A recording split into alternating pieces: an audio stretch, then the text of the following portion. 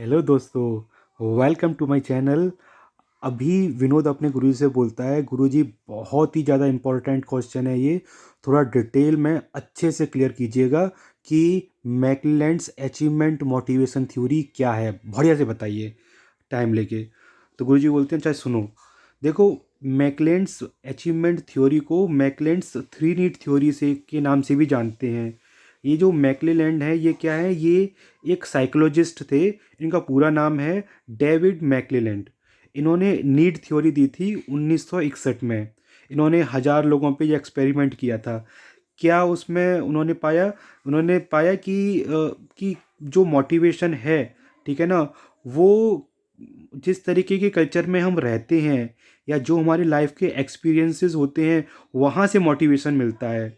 जैसे हम किस तरीके की फैमिली से बिलोंग करते हैं, हमारा फ्रेंड सर्कल कैसा है, ठीक है ना, इन सब चीज़ों पे डिपेंड करता है। इन्हीं सब चीज़ों से क्या है, मोटिवेशन आता है। कोई पैदाइश मोटिवेटर नहीं होता। ठीक। अब जैसे किसी ने डीएम की पावर देख ली या रुतबा देख लिया, तो उसका मन करने लगता है ना, अरे यार हमें भी यूपीएससी की तैयारी करनी है, हमें भी आईएएस बनना है। ठीक है ना। तो एक तरीके से वो उसको देख के प्रभावित होके, इन्फ्लुएंस होके ही तो मोटिवेट हो गया कि हमें यूपीएससी की तैयारी करनी है। तो 3 तरीके की ज़रूरतें होती हैं जिससे मोटिवेशन आता है। ठीक है। तो वो 3 नीड क्या है? पहली है नीड फॉर अचीवमेंट, दूसरा है नीड फॉर एफिलिएशन, तीसरा है need for power. One by one इसको अच्छे से डिस्कस करते हैं और तुम्हें बताते हैं। तो कुछ लोगों को मोटिवेशन मिलता है अचीवमेंट से। उन्हें अचीवमेंट की ज़रूरत होती है। जैसे पहला पॉइंट क्या है? The people who have the drive to Excel.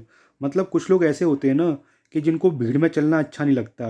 वो लाइमलाइट में आना चाहते हैं, दूसरों से कुछ अलग करना चाहते हैं, तो वो इस कैटेगरी के इंसान होते हैं। ठीक है। दूसरा है they want to do something different from others. ठीक है, वो दूसरों से कुछ अलग करना चाहते हैं ना, तो इसी वजह से उनमें क्या है, नीड फॉर अचीवमेंट की वजह से मोटिवेशन आता है। तीसरा क्या है? They like jobs where there is a moderate risk and feedback related to their work. मतलब कि इस तरीके के लोग बहुत ज़्यादा रिस्क लेना नहीं चाहते।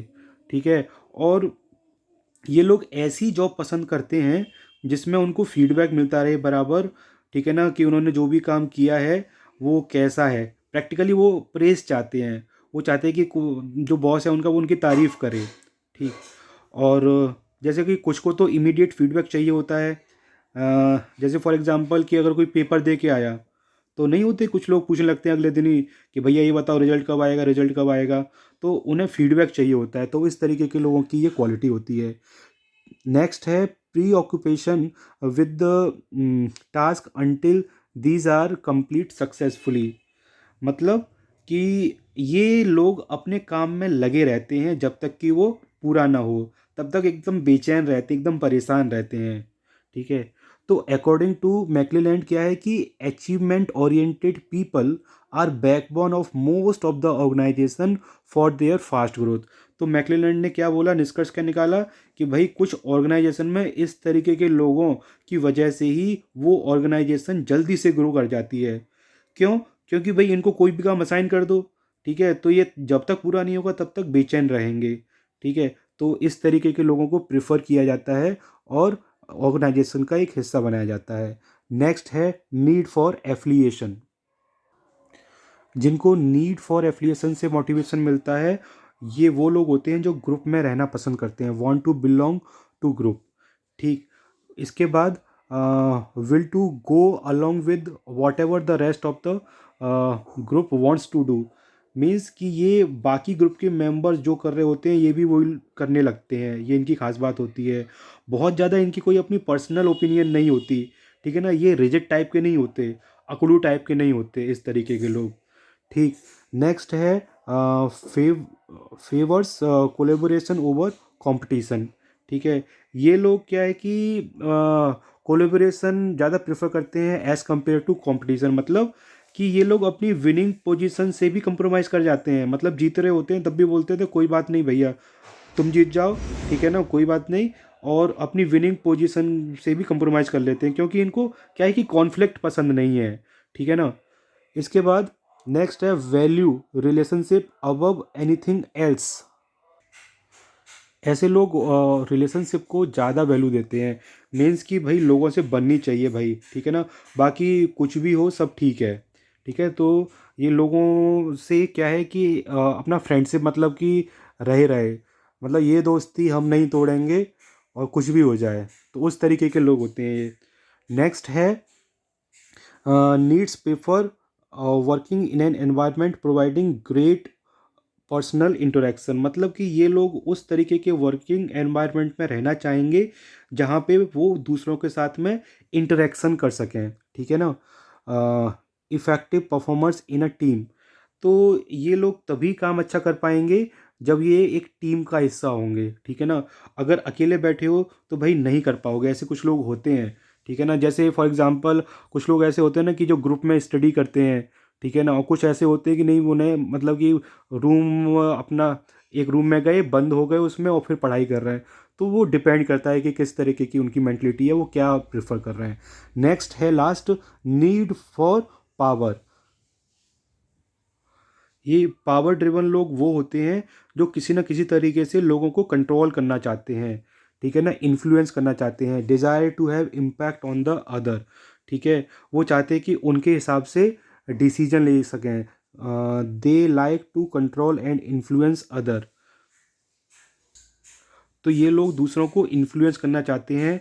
ये वो लोग होते हैं जो चाहते हैं कि उनके हिसाब से लोग काम करें या डिसीजन लें, ठीक है ना। इस तरीके की पावर इन लोगों को चाहिए होती है। Always concern about their status and Prestige.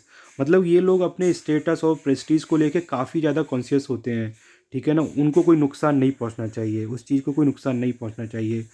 Person is motivated if organization provides him opportunities to exercise his personal power। Organisation इनको अपनी पर्सनल पावर और पोजिशनल पावर को यूज़ करने का मौका देती है, ठीक है ना। किसी टास्क को परफॉर्म करने के लिए ये लोग अपनी पर्सनल पावर का यूज़ करते हैं, और पर्सनल पावर का यूज़ करके क्या मिल जाता है इनको, पोजिशनल पावर ये अचीव कर लेते हैं, और फिर इससे वर्क परफॉर्मेंस इनकी अच्छी हो जाती है। तो कुल मिला के देखो क्या है विनोद, कि ऑर्गेनाइजेशन को तीन तरीके के कैटेगरी के लोगों को आइडेंटिफाई करना पड़ता है, मोटे मोटे तौर पे समझ लो, ठीक है। तो उनके अकॉर्डिंग उनको अपॉर्चुनिटी देनी भी होती है, ठीक है। तो जिसको पावर चाहिए, कंपनी उसको क्या देती थी, पावर देती है in the terms of personal power और पोजिशनल पावर दे के उनको मोटिवेट करती है। दूसरे जो एफिलिएशन चाहते हैं उनको जो कंपनी है वो टीम में रख के काम करवाती है, टीम के अकॉर्डिंग उनको मोटिवेट कराती है, ठीक है ना। और लास्ट जिसको अचीवमेंट चाहिए, तो कंपनी क्या करती है, उसको कई तरीके के टास्क देती है पूरा करने के लिए, और जब वो टास्क पूरा कर लेता है बंदा या बंदी, तो उसको अवार्ड दे के या सर्टिफिकेट दे के या रिकॉग्निशन दे के उसको क्या है, वो खुश कर देते हैं, मोटिवेट कर देते हैं कि भाई बहुत बढ़िया काम किया तुमने, तुमने ये अचीव कर लिया। तो ये है मैकलेलैंड्स अचीवमेंट थ्योरी। Thank you.